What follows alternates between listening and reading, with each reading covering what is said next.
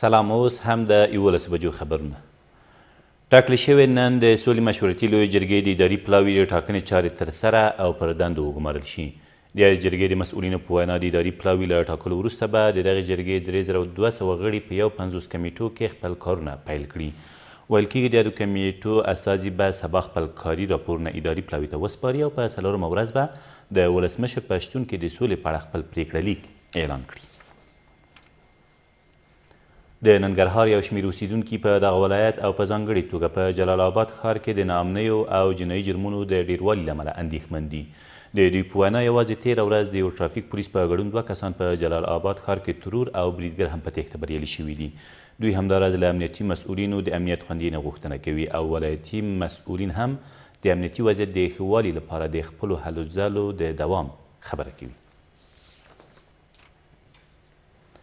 له دې سره سم د ننګرهار په غني خیلو ولسوالۍ کې د ځمکې پر سر د نښتې له امله 11 تنو ته مرګ ژوبله واوښته.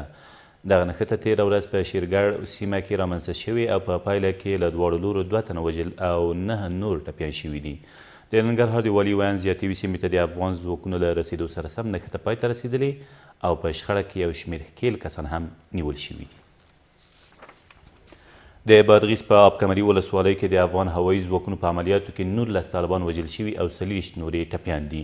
د دغه ولایت امنیه قماندان خلیل الرحمن جواد وایي دغه هوایي عملیات 2 ورځې مخکې د قلعه نو ښار په لرو پرتو سیمو او په آب کمري ولسوالۍ کې پیل شوي او اوس هم دوام لري. له دې سره سم د بادغیس یو شمېر اوسیدونکي بیا د دغو عملیاتو له پیله هرکلی کوي. ولسمشر غني تېر ماښام د هېواد د 14 ولایتونو له والیانو سره په چارچنار ماڼۍ کې وکتل.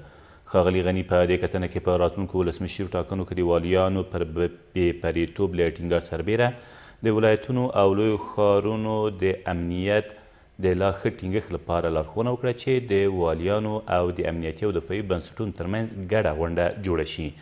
د ولسمشر په وینا له وزیرانو د والیانو رول مهم دی ځکه وزیران کابل محوره او والیان افغانستان محوره دي.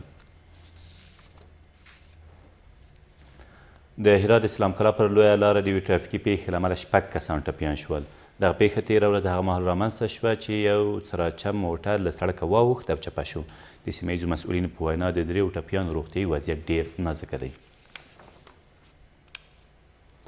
او د داعشیانو مشر ابوبکر البغدادي له 5 کلونو وروسته یو ځل بیا په یو ویډیویي پیغام کې راښکاره شو.